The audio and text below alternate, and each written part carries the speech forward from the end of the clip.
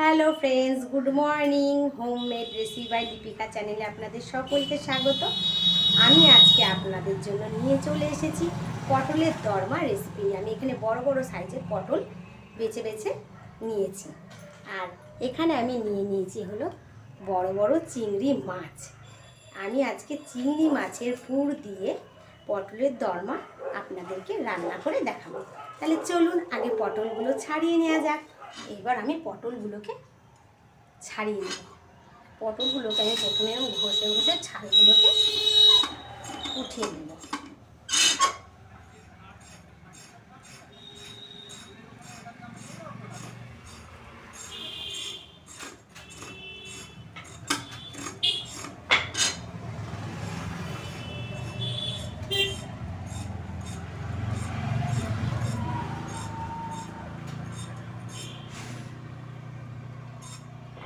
আপনারা চাইলে ছুরি দিয়েও করতে পারেন।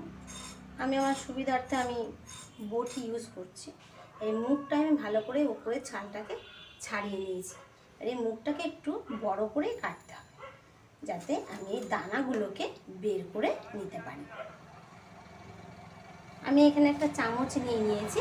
এই চামচটা দিয়ে ভেতরে যে পটলের দানাগুলো আছে আমি ওগুলোকে ছাড়িয়ে নেব। দেখুন পটলটাকে কিরকমভাবে কেটে নিয়েছি। এইভাবে আমি একে একে সব পটলগুলোকে ছাড়িয়ে নেব। দরমা করার জন্য আমি পটলগুলোকে ভালো করে দানা ছাড়িয়ে ধুয়ে নিয়েছি।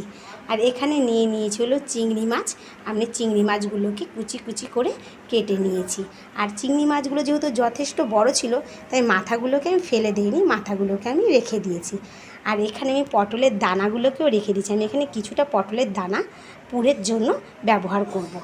আর আমি মশলার জন্য এখানে নিয়েছিল পেঁয়াজ কুচি, রসুন কুচি, আদা কুচি। আর এখানে নিয়েছি হলো 5টা শুকনো লঙ্কা আর 2টো টমেটো। এখন আমি প্রথমে পটলের দানা, কিছুটা পেঁয়াজ কুচি, কিছুটা আদা কুচি আর কিছুটা রসুন আর সাথে চিংড়ি মাছের মাথাগুলো একবারে আমি পেস্ট করে নেব পুরের জন্য। কড়াই আমার গরম হয়ে গেছে। কড়াইয়ে আমি তেল দিয়ে দিচ্ছি।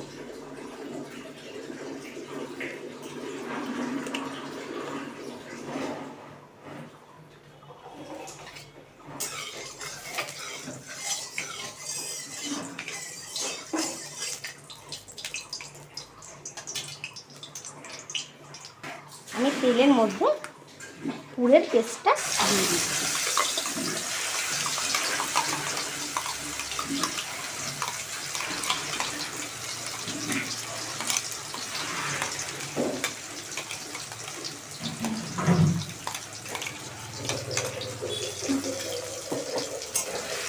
আমি পুরটাকে ভালো করে নাড়িয়ে চাড়িয়ে রসটা পুরো মজিয়ে নিই। আমি এর মধ্যে হলুদ,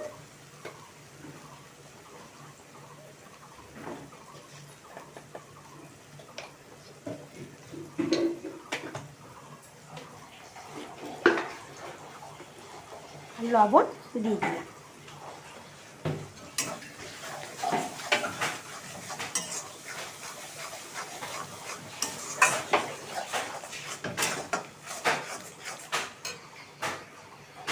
আমি চিংড়ি মাছটা যেটা কুচিয়ে রেখেছিলাম সেই চিংড়ি মাছটা আমি পুরের মধ্যে দিয়ে দিচ্ছি। দিয়ে একেবারে পুরের সাথে আমি চিংড়ি মাছটা একটু ভালো করে নাড়িয়ে চিংড়ি মাছটাকে পুরো রান্না করে নেব। আমি পুরের মধ্যে সামান্য একটু চিনি দিয়ে দিচ্ছি, তাহলে পুরের স্বাদটা আর একটু বেড়ে যাবে। পুরটা আমার রেডি হয়ে গেছে। আর এখানে আমি একটু আটা মেখে নিয়েছি। আটা লেচি করে আমি মুখটাকে মেরে দেব পুর দেওয়ার পরে। আমি একটা চামচ নিয়ে নিয়েছি, নিয়ে পুরগুলোকে আমি এর ভেতরে ঢুকিয়ে নেব। অল্প অল্প করে পুর থাকবে, দিয়ে চামচের পেছনটা দিয়ে নাড়িয়ে নাড়িয়ে দিলেই ভেতরে পুরটা ভরে যাবে। পুরটা যখন পুরো ভরা হয়ে যাবে,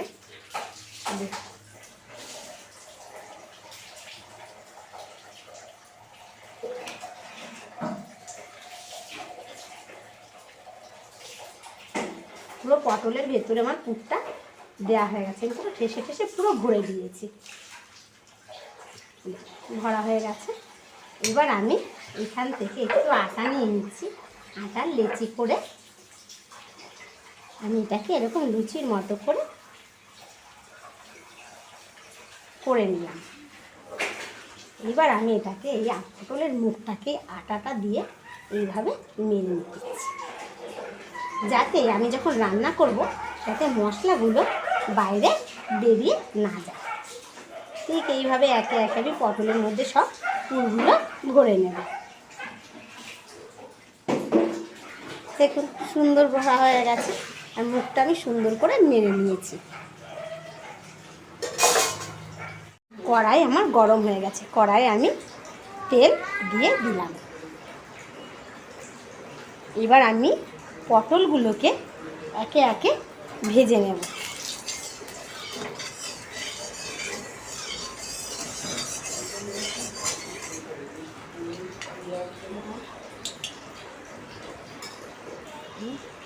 তেল থেকে ধোঁয়া ওঠা শুরু হয়ে গেছে, আর আমি একে একে পটলগুলো দিয়ে দিচ্ছি।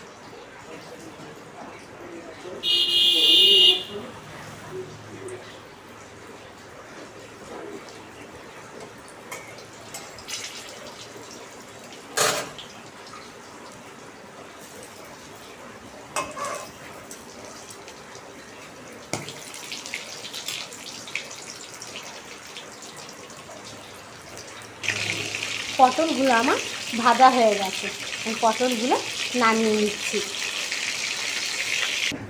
আমি তেলের মধ্যে টমেটোটার মধ্যে মশলাটা দিয়ে দিলাম।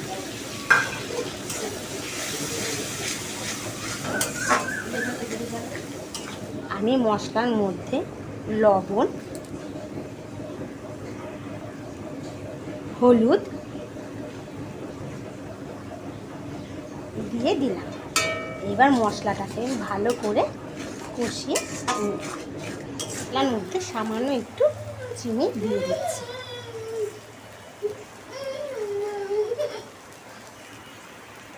আমার মশলাটা কষানো হয়ে গেছে, আমি পরিমাণ মতো একটু জল দিয়ে দিলাম। এবার ঝোলটা যে একটু ফুটে যাবে আমি পটলগুলোকে ওর মধ্যে ছেড়ে দেব। ঝোলটা আমার ফুটে গেছে, আমি পটলগুলো একে একে মশলার মধ্যে দিয়ে দিচ্ছি। বেশি নাড়াবো না আমি, কারণ বেশি নাড়ালে পটলের এই মুখগুলো খুলে যেতে পারে, তাহলে কিন্তু পুরগুলো বেরিয়ে যাবে। আমার চিংড়ি মাছ দিয়ে পটলের দরমাটা রান্না করা কমপ্লিট হয়ে গেছে। আপনারা এই পদ্ধতিতে বাড়িতে পটলের দরমা রান্না করে দেখুন। আমি বলছি ভীষণ ভীষণ টেস্টফুল একটা রেসিপি। আর যদি আপনাদের আমার এই রান্নাটি ভালো লেগে থাকে তাহলে প্লিজ প্লিজ প্লিজ আমার চ্যানেলটিকে সাবস্ক্রাইব করে দিতে ভুলবেন না।